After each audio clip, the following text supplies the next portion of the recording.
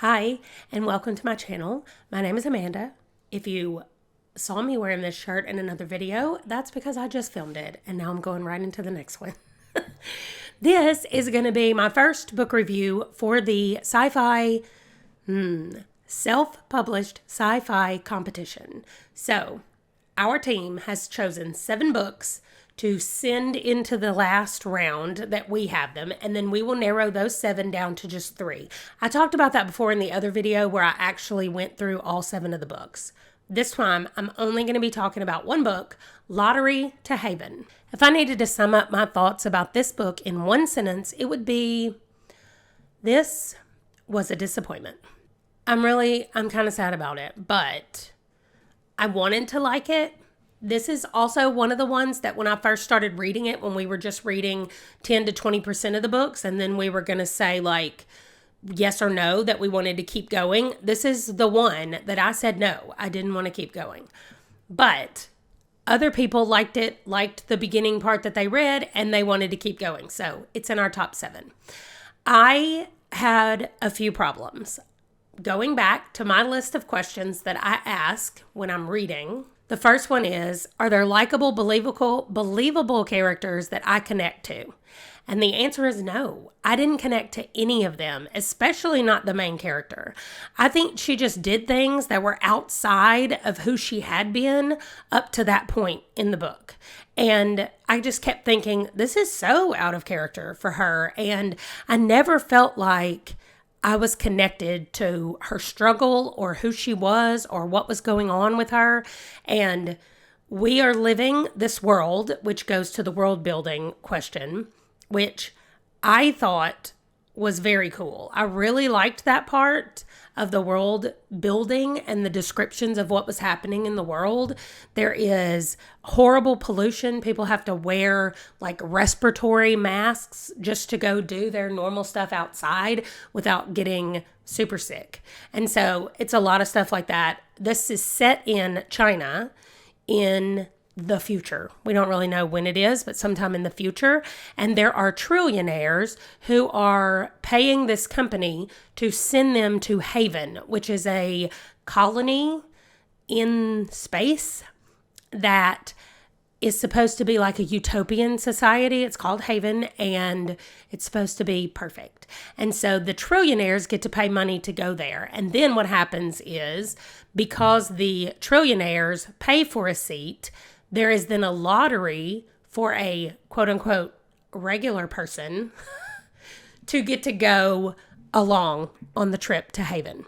And so we're following a girl whose mother has entered her in the lottery, and she's chosen.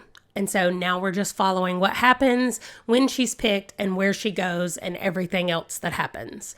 So the story premise I really liked. I thought it was very interesting. I liked the idea of the plot.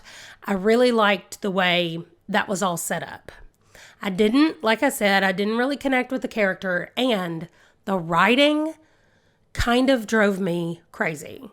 I don't know how many places I highlighted, and I was just like, nobody talks like this. Like, this is not vocabulary that people use, not internally, not anywhere. Like, this is one of those that feels like thesaurus.com was pulled up, and it was like, this word can go here, and this word can go here, and there was so many word choices that I just kept thinking, why? Why is this written this way? It was trying too hard to be flowery and beautiful, and it was just not. And I think that is the main reason that I could not get into this story, is because I could not separate myself from the wording and the words that were used to get into what they were actually trying to say. Like, I kept pulling me out of the story. I did like the pacing. I thought that the pacing of the story was pretty good. There were a few points where I was like, this is a little bit draggy. There was a lot of techie explanations in this one that kind of went further than what I really wanted, which I know there are a lot of people that love their sci-fi to be very explainy. That's not a word. It's either hard sci-fi or soft sci-fi. Is that what it's called? If it has like all the technical stuff in it. So anyway, I know there are people that like having all of that stuff explained to them. I am not that person. And so it got to be a little long in some of those parts, but for the most part, I thought the pacing was really, really good. I really liked the ending. That's not true. I will say that the ending was satisfying, but I am left with a lot of questions, and I think the ending was too abrupt. I wanted there to be something else after that, not really just kind of like, and this is what happened. Like, it's almost like the end of a fairy tale and they lived happily ever after. But we know that's not quite true, and we want to know what happens like after the resolution of whatever the problem is. And so that's what I wanted. That's what I wanted. I wanted more of that. So overall, on my scale of 1 to 10, I gave this a 5 out of 10 out of all my points. Therefore, the rating is a 2.5 out of 5. So this, like I said, I was disappointed.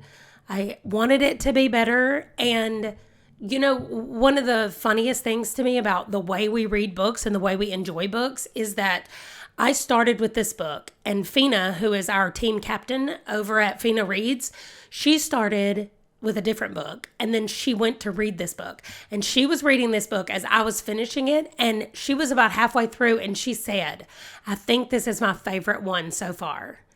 And so it's so weird to me that a book that I didn't enjoy as much is going to end up being one that she really enjoys. And so I just think that that is exactly what I was talking about in the video about rating books and how it's so arbitrary and so dependent on so many personal things that I don't know why we rate books anymore. But I'm giving this one a 2.5. And I'll be back next week, I think, with the next book from the Sci-Fi competition. I'll see you then. Bye.